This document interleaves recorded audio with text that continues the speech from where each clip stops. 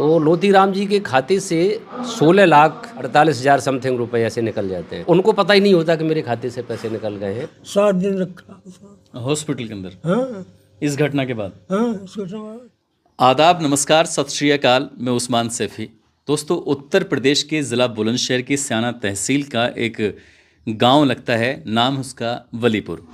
वलीपुर गांव के प्राथमिक विद्यालय से रिटायर्ड शिक्षक लोतीराम जी, जिनका गांव लगभग इस वलीपुर गांव से लगभग 4 या 5 किलोमीटर की दूर के आसपास होगा।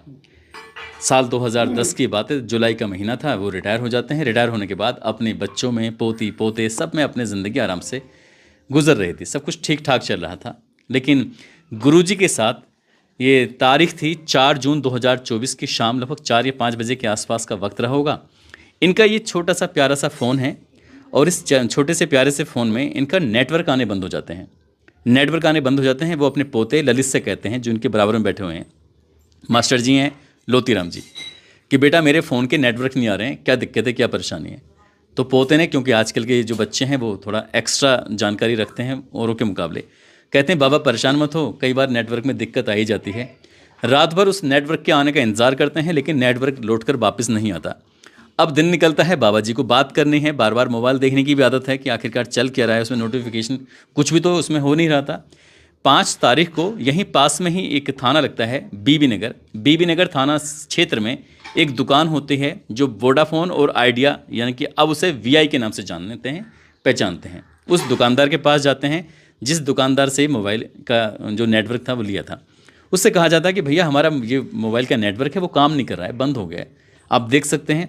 उसने अपने हिसाब से पता करने की कोशिश की। उसने कहा कि बाबा जी ये जो सिम है अभी आपके नाम नहीं रहा, आपको सुमित के पास जाना चाहिए, सुमित से संपर्क करना चाहिए। अब सुमित ही क्योंकि इसका मालिक है, आप इसके मालिक हैं नहीं। लोतीराम जी को, मास्टर जी को गुस्सा आ जाता है। वो कहते हैं कैसी बात कर रहे हो, इतने साल से मैं इसे चला रहा हूँ, तुम कैसे इसे कह सकते हो कि ये सुमित के पास है। कल ही तो शाम को बंद हुआ है। उसके पास जो टेक्निकल जानकारी थी उसने कंप्यूटर में देखा, देखने के बाद कहा कि अब ये तुम्हारा है ही नहीं, सुमित का है, अब सुमित से संपर्क करो। इन्हें बड़ा अजीब लगता है। इन्हें लगता है कि शायद यहाँ से समस्या का समाधान नहीं होगा, इसलिए इससे बड़े ऑफिस में जाना चाहिए, वीआई के। अब इससे बड़ा ऑफिस या तो वो हापुड़ में लगता है। हापुड़ यहाँ से लगभग है करीब करीब 30 किलोमीटर, और बुलंदशहर जो डिस्ट्रिक्ट हेडक्वार्टर है वो यहाँ से लगभग है 40 किलोमीटर। इन्होंने सोचा कि क्या थोड़ा दूर बुलंदशहर पड़ेगा, इसलिए पास में हापुड़ है, वहाँ चलते हैं। हापुड़ जाते हैं, वहाँ दिखाते हैं। जो कहानी अभी एक छोटे से एजेंट ने सुनाई थी, वही वीआई के बड़े ऑफिसर जो होते हैं, जो काम करने वाले कर्मचारी होते हैं, उन्होंने भी वही कहानी सुनाई कि अब ये सिम आपके नाम नहीं है बल्कि सुमित के नाम है, आपको सुमित से संपर्क करना चाहिए। लेकिन जाते जाते उन्होंने एक अच्छी बात कही। उन्होंने कहा कि आपको ये बताइए कि ये जो मोबाइल है क्या किसी बैंक के खाते से जुड़ा हुआ है। वो कहते हैं बाबा जी हाँ जी, बैंक के खाते से जुड़ा हुआ है। तो जाकर तुरंत जाओ अपने बैंक के खाते में और पता करो कि पैसे तो नहीं निकल गए। अब इनका जो खाता है वो पीएनबी बैंक में है, जो पास में ही एक पीएनबी बैंक होता है। उसमें जाते हैं, जाने के बाद पूछते हैं कि मेरा खाता ठीक ठाक है कि नहीं है। लेकिन जैसे ही अब बैंक मैनेजर की तरफ से रेस्पॉन्स आता है, इनकी पैरों तले ज़मीन खिसक जाती है। ज़मीन इसलिए खिसक जाती है कि उस खाते के अंदर लगभग 18 लाख रुपए की रकम होती है। और जब उससे अगली बात बताई जाती है कि तुमने अभी हाल ही में एक चेक लगाया था, और चेक था 821012, यानी कि 821012। इस चेक से आपके 15,39,500 रुपये की रकम निकाल ली गई है। बस इतना था कि दादा अभी तक तो बिल्कुल मस्त चल रहे थे, लेकिन जैसे ही पता चलता है तो तुरंत ही उन्हें कुर्सी की व्यवस्था कराई जाती है, बैठ जाते हैं। दिल बैठने की तैयारी में था। इसलिए देखो अभी जो चारपाई पर ये कंबल जो पड़ा हुआ है वो शायद उसी दिन की वजह से ही ये कंबल के ऊपर आ चुका था। क्योंकि किसी की भी पूरी ज़िंदगी की कमाई हो और एकदम से वो गायब हो जाए तो बड़े दुख की बात है। अभी वहाँ बैठे हुए हैं और बैठे बैठे पता चलता है बैंक के अंदर ही कि अभी 10,000 निकाल लिए हैं, कभी 15,000 निकाल लिए हैं। इस तरह से 11 से 12 ट्रांजैक्शन होती हैं, और 11-12 ट्रांजैक्शन यूपीआई की मदद से होती हैं, जिसमें 1,08,773 रुपये निकल जाते हैं। अब लगभग इनके 16 लाख रुपये से ज़्यादा या 17 लाख रुपये के आसपास की रकम निकाली जा चुकी थी। करें तो क्या करें। अब बैंक मैनेजर के भी हाथ में इतना नहीं था, क्योंकि पैसे तो वो लगभग जा ही चुके थे। बहुत ज़्यादा दुख होता है। घर वालों को बताते हैं पैसे निकल चुके हैं, करें तो क्या करें। तभी किसी ने ख्याल दिया, रास्ता बताया। उन्होंने कहा कि आपको साइबर थाने में जाना चाहिए, और साइबर थाने में जाएंगे तो अब शायद वहाँ से आपको मदद मिल सकती है। आखिरकार ये बुलंदशहर के साइबर क्राइम जो थाना होता है वहाँ पहुँचते हैं। वहाँ जाने के बाद अपनी पूरी कहानी बयां करते हैं जो मैंने बिल्कुल अभी सुनाई थी। वहाँ जाने के बाद 30 जून 2024 की शाम लगभग 3 बजे के आसपास का वक्त रहा होगा। अधिकारियों ने कहा कि जो भी मामला है आप हमें लिख के दीजिए और हम इस मामले की जांच पड़ताल करेंगे। पुलिस ने इनसे जो लिखित रूप में कुछ इस तरह की शिकायत थी वो ले ली और मुकदमा अपराध संख्या 0022/2024 को FIR दर्ज कर ली जाती है। और FIR दर्ज होने के बाद जो पुलिस ने इस घटनाक्रम का खुलासा किया था वही अपने आप में रोचक होता है। आगे क्या होता है इस कहानी को जानने के लिए अब हम इस गांव से सीधे चलते हैं साइबर क्राइम के थाने में और वहां जो इस मामले की जांच कर रहे हैं राम खिलाड़ी यादव, उन्हीं से जानते हैं, उन्हीं से समझते हैं। बाबा, अगर आप कुछ कहना चाहते हो तो कह सकते हैं। मैं क्या कहूँ? मैंने जो अभी तक बात करी है उसमें कुछ झूठ तो नहीं है? मैं झूठ रहा। हैं? पैसे मिल जाएंगे, आप परेशान मत हो। पैसे कितने मिल चुके हैं? पैसे वो चेक द्वारा मिले, चेक वाले, और कुछ और पैसे बढ़ गए। लगभग अभी 80,000 रुपये बकाया हैं, वो भी पैसे जल्दी मिल जाएंगे। 7 दिन में भी यहाँ से चुके। 7 दिन रखा हॉस्पिटल के अंदर। हाँ इस घटना के बाद हाँ, सोचो। दिलचस्प बात यह थी कि इनके पास अपनी चेकबुक थी जिसमें चेकबुक 82/10/12 में 15,39,500 रुपये जो निकाले गए थे, उस चेक का जो नंबर था वो उनके पास था, लेकिन चेक वहाँ लग चुका है। यही अपना आप में कलाकारी होती है, यही अपना आप में रोचक कहानी है।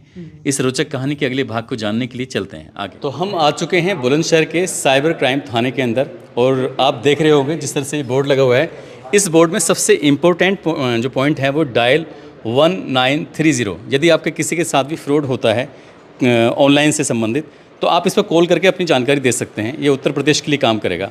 और यहाँ हैं हम उन्हीं जांच अधिकारी जी के पास जिन्होंने इस मामले की जांच पड़ताल की। और सर, आपका बहुत बहुत स्वागत है। जी नमस्कार जी। आपका नाम है राम खिलाड़ी यादव। तो सर, ये जो गुरुजी आते हैं आपके पास एक शिकायती पत्र लेकर कि मेरे खाते से एक बार 15 लाख से ज़्यादा, एक बार 1 लाख से ज़्यादा निकल चुके हैं, तो क्या है पूरी कहानी, कैसे आपने पकड़ा? लोतीराम जी। जी जी। अच्छा, इस कहानी के संक्षेप में मैं आपको ये अवगत कराना चाहूँगा कि हमारे यहाँ एक पीड़ित आते हैं लोतीराम जी। तो लोतीराम जी के खाते से 16,48,000 समथिंग रुपये ऐसे निकल जाते हैं और उनको पता ही नहीं होता कि मेरे खाते से पैसे निकल गए हैं। पेंशन का पैसा होता है, हर व्यक्ति को ये रहता है कि ये पैसा हमारे बुढ़ापे के काम में आएगा, अपने काम पूरे करेंगे, इस उम्मीद से वो बैंक में जाते हैं। बैंक में जाने के बाद उन्हें पता पड़ता है कि हमारे खाते में पैसा ही नहीं है। वो बैंक मैनेजर को पूछते, भाई हमारा पैसा कहाँ गया, जो हमारे अकाउंट में पड़ा था, हमारी पेंशन का पैसा था, वो पैसा है कहाँ? बैंक मैनेजर देखता, अपने सिस्टम को खोलता, कहता है कि आपको जो चेक बुक इशू की गई थी उन्हीं में से एक लीव है जिसका क्रमांक 12 है और उससे आपने पैसा निकाला है। आपका जो अकाउंट में पैसा लगा है उससे UPI किया गया है, तो दोनों ट्रांजैक्शन आपके द्वारा ही किए गए हैं, तो इसमें बैंक की कोई लायबिलिटी नहीं बनती है। और आप जाइए अपने घर, आप पैसा आपने निकाला है या आपके किसी बेटे ने निकाला होगा जिस पर आप ट्रस्ट करते होगे। वो ये सोच कर वहाँ से बैंक से जब लौटा दिया जाता है वो घर चले जाते हैं और फिर अपनी चेकबुक को देखते हैं तो उस नंबर की लीव उन्हीं की चेकबुक में लगी होती है जो जिसका क्रमांक 12 होता है और वैकेंट होती है। तो वो करते क्या है कि वो जब 12 नंबर की लीव उनको मिल जाती है तो जायज़ वो अपनी जगह ठीक थे, फिर वो अधिकारियों से गुहार लगाते हैं और एक प्रार्थना पत्र मुझे मिल जाता है इस बात का कि अब आप इसमें जांच कीजिए। जब लोतीराम जी के पास ब्लैंक चेक पड़ा हुआ है तो वो ब्लैंक चेक लोतीराम के पास में है, तो ये संभव कैसे है कि उस चेक से निकल जाए? इसका मतलब क्लोन हुआ है और वो साइबर फ्रॉड हुआ है। फिर उनसे हम डिटेल में मालूम करते हैं और उनकी प्रार्थना पत्र पर एक FIR पंजीकृत कर लेते हैं जी। हमारी टीम इसमें जुट जाती है। यहाँ हमारे सामने 2 चैलेंजेज होते हैं। एक तो ये कि वो क्लोन चेक किसने तैयार किया और कहाँ से उसको कैश किया गया। दूसरा ये कि जैसा उन्होंने अपनी FIR में लिखा था कि 2-3 दिन के लिए उनकी सिम बंद कर दी जाती है, तो हमारी इनिशियल जांच में पाया जाता है कि वो सिम मेरठ से क्लोन की गई है। अच्छा। और उसमें कोई सुमित नाम का व्यक्ति है तो हम लोधीराम जी से पूछते हैं कि सुमित आपका बेटा है, ओनरशिप जिसको हम लोग कहते हैं, ओनरशिप ट्रांसफ़र कर दी गई सुमित नाम पर। तो वो कहते हैं मेरा सुमित नाम का तो कोई बेटा है ही नहीं। और चूंकि हम लोग उसकी कैफ निकलवा लेते हैं और देखते हैं जिस नाम पर चेंज हुई उस पर फ़ोटो लगा होता है, उनको फ़ोटो दिखाते हैं, फ़ोटो आपका आपके किसी परिवार में, गांव में किसी का हो, पहले तो प्रथम दृष्टया लगता है कि इनके परिवार में ही तो नहीं किसी ने कर लिया। तो लोधीराम जी कहते हैं कि ना साहब, ये तो मेरे गांव में भी नहीं है कोई लड़का जिसका फ़ोटो लगा है, और सुमित तो हमारा कोई बच्चा ही नहीं है। अब 2 चैलेंजेज हो गए। यहाँ देखिए चैलेंजेज बढ़ते चले जाते हैं हमारी टीम के लिए।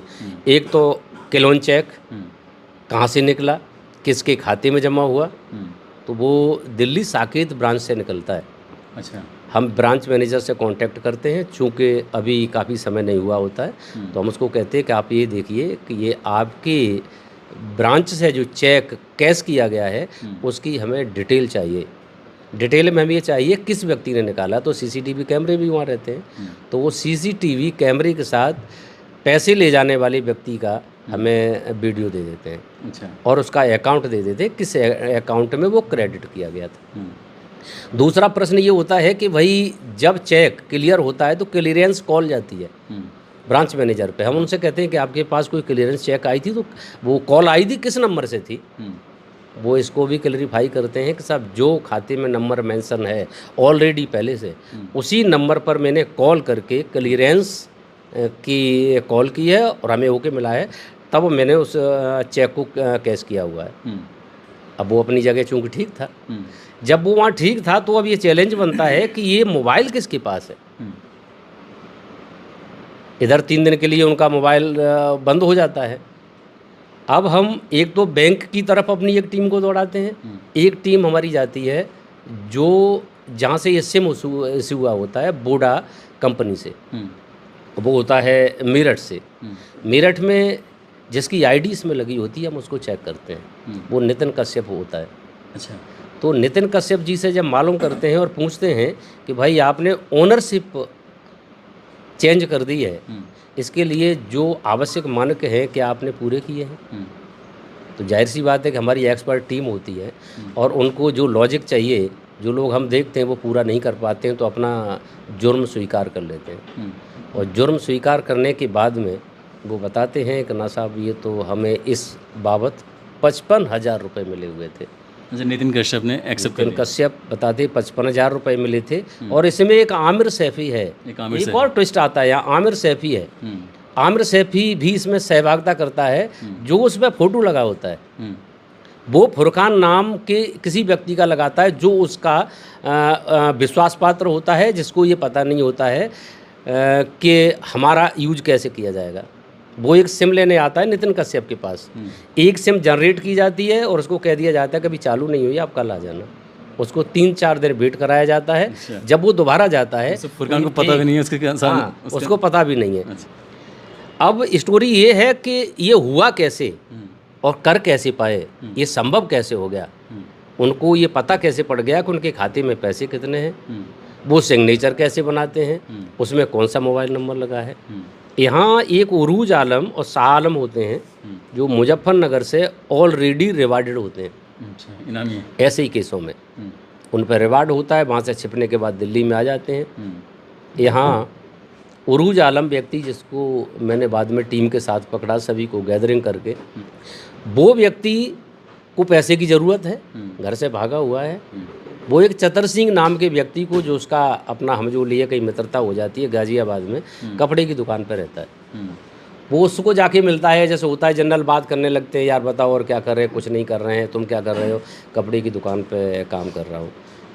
तो वो उसको कहता है कि यार कहीं किसी बैंक के कोई ऐसे अकाउंट मिल जाए जो किसी पेंशनर का अकाउंट हो जिसमें पैसा पड़ा हो, किसी विद्यालय का अकाउंट हो, किसी ऐसे व्यक्ति का अकाउंट हो जो विदेश में रह रहा हो, पैसा यहाँ पड़ा हो, ज़्यादा उसमें लेन देन ना होता हो। क्योंकि उसका लेन देन से मकसद ये रहता है कि आदमी जाएगा, सोचेगा मेरी 50 लाख थे, मैंने 10 निकाल लिए तो हमारे 40 रह गए, अगली बार जाएगा तो उसे तुरंत पता पड़ जाएगा। उसका मकसद ये रहता है कि वो ज़्यादा उसमें इंटरफियर ना कर रहा हो अकाउंट में। तो जब मालूम पड़ेगा 1-2 साल में, तब तक इधर हम सब कुछ कर लेंगे अपना। चतर सिंह को, चतर सिंह के गांव का ही बुलंदशहर का एक व्यक्ति BC होता है, बैंक मित्र, जिनको छोटे छोटे जो पॉइंट खोल लेते हैं, जो पासबुक जारी कर सकते हैं, लेन देन 25,000 तक कर सकते हैं, उनकी एक लिमिट रहती है जी। और उसी गांव का एक बैंक में रिकवरी एजेंट होता है जो रख लेते हैं संविदा कर्मी के तौर पर। रिकवरी एजेंट बैंक वाले अपना बता देते हैं कि भाई ये रिकवरी फला फला लोगों की निकली, आप जाइए उनको कहिए कि पैसा जमा क्यों नहीं कर रहे। रिकवरी एजेंट का जो अपना काम है तो एक सूची दे देते हैं, तो रिकवरी एजेंट हो गया। वो अप्रोच इनको कर लेता है अपने गांव दोनों बैंक मित्र को और रिकवरी एजेंट। उरूज आलम चतर से मिलता है, चतर बैंक मित्र से, और बैंक मित्र मुलाकात कराता है। वो दोनों आपस में फ्रेंड होते हैं एजेंट से। हाँ, क्योंकि वो बैंक का ही काम है तो निकलते हैं। एक खाता दे दी जाता तो है। वो ये करता है कि वहाँ जाता है तो रिकवरी का जो लिस्ट निकालनी है उस बहाने मैनेजर को कहता है कि साहब हमें रिकवरी वाली वो लिस्ट चाहिए। तो कभी कभी रहता है कि जैसे आप विश्वास पात्र हैं, कोई कहते हैं कि ठीक है यार ये सिस्टम खुला है आप निकाल लीजिए, तो उसके दिमाग में रहता है खाते देखना, क्योंकि वो लोती राम भी वहीं के हैं, तो उसको पहले से ये मालूम है कि लोती राम के खाते में पैसा पड़ा हुआ है। तो वो ये सर्च नहीं करता किन को देखना, वो लोती राम को ही पहले दिमाग में मेकअप करके जाता है कि लोती राम के खाते को देखना है। तो लोती राम का खाता खोलता है, खाते में चेक करता है कि इसके सिग्नेचर कैसे हैं, इस खाते में पैसा कितना है, कौन सी चेक बुक की सीरीज इसको इशू की गई है, और उसमें यूज्ड और अनयूज्ड कितने हैं। यूज्ड उसमें आ जाता है किस चेक से इतना निकाला गया है, बाद बाकी सब अनयूज्ड बच गए। सिग्नेचर कैसी, उसमें मोबाइल नंबर क्या लगा है, वो PDF बनाता है, मोबाइल में फ़ोटो खींचता है और चतर सिंह को भेज देता है। चतर सिंह अपने उरूज आलम तक पहुंचा देते हैं। उरूज आलम को सारी चीज़ अब मिल जाती है। उनको फिर वही 2 चीज़ें चाहिए, एक तो सिम पोर्ट कराना, दूसरा किलोन चेक बनवाना। किलोन चेक के लिए वो कालीचरण नाम के व्यक्ति को तलाश कर लेते हैं, मेरठ के रहने वालों को, क्योंकि वो पहले जान रहे थे, वो ऐसे काम करते रहे। कालीचरण भी पहले जेल जा चुके हैं इसी मामले में। तो चूँकि हम जोली हैं, वो जानते हैं कि ये काम करता है, तो वो पूरा डिटेल कालीचरण को दे देते हैं। कालीचरण किलोन चेक तैयार कर लेते हैं।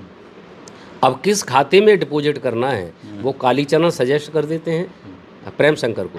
प्रेम शंकर मध्य प्रदेश के रीवा के रहने वाले, हाँ, कि इनके खाते में डालिए। वो भी इनकी योजना ये रहती है कि अगर कहीं पता भी पड़ता है तो पुलिस मध्य प्रदेश जाएगी, उस पते पे ये 30 साल से रह नहीं रहा है, वो वहाँ से गायब। हाँ, वो गायब है। लोग कहेंगे साहब यहाँ गांव में रह ही नहीं रहा साहब, ये 30 साल से। हाँ, 30 साल से साहब, 30 साल से नहीं आ रहा है, प्रधान लिख के दे देगा, सब कुछ कर लेंगे। तो पुलिस के सामने एक अलग अलग चैलेंज जाते रहते हैं। और प्रेम शंकर भंडारे कर रहा है मंदिरों हाँ, में। प्रेम शंकर भंडारे कर रहा है। यहाँ कोई अपना उसका एड्रेस तो है नहीं जिस पे हम तलाशेंगे, या गांव वाला कोई बताएगा कि साहब फलां जगह, उसे पता ही नहीं है प्रेम शंकर को। इधर कालीचरण किलोन चेक तैयार कर लेते हैं।